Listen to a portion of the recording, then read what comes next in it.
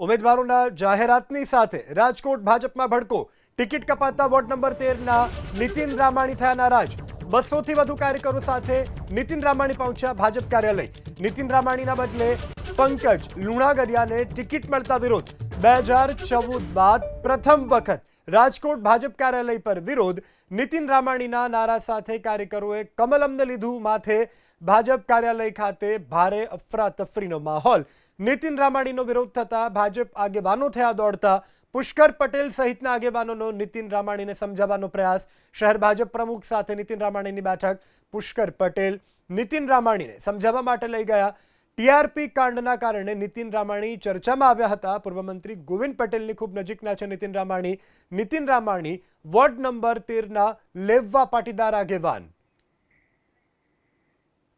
રજૂઆત કરવા આવ્યા છે અમે કાયમી 5 વર્ષ જઈ ગયા છે અને જે પછી અત્યારે જેનું સેન્સમાં નામ નહોતું એને પણ ટિકિટ આપી દઈએ છે એટલે એની રજૂઆત કરવા આવ્યા છે બરોબર કોને પ્રમુખને રજૂઆત કરશો પ્રમુખને અને ધારાસભ્યના કોને સેન્સમાં નામ નહોતું ને કોને ટિકિટ આપી છે પંકજભાઈ લુણાગરિયાનું નામ હતું જ નહીં સેન્સમાં પંકજભાઈ લુણાગરિયાનું સક્રિય સભ્ય નથી એને આપણે ભારતીય જનતા પાર્ટીએ ટિકિટ આપી આખા વોર્ડમાંથી કપાઈ પણ અમે રજૂઆત કરવા આવ્યા છે તમે જોઈજો અમે લાગણી બતાવવા આવ્યા છે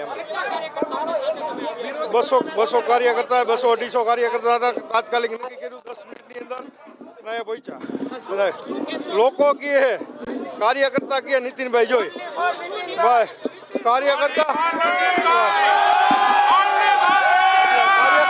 અંદરનો અવાજ છે લોકોનો અવાજ છે વોર્ડ નંબર 13 ની અંદર નીતિન રામાણી હાલે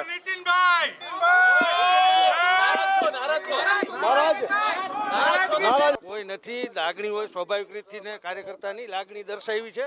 અને પાર્ટીના સ્ટ્રોંગ કાર્યકર્તા છે 15 વર્ષથી કોર્પોરેશનમાં જવાબદારીમાં છે સિનિયર કાર્યકર્તા છે એમાં કોઈ નારાજગી નાના મોટો પરિવારો એમાં આવે બીજો કોઈ પ્રશ્ન નથી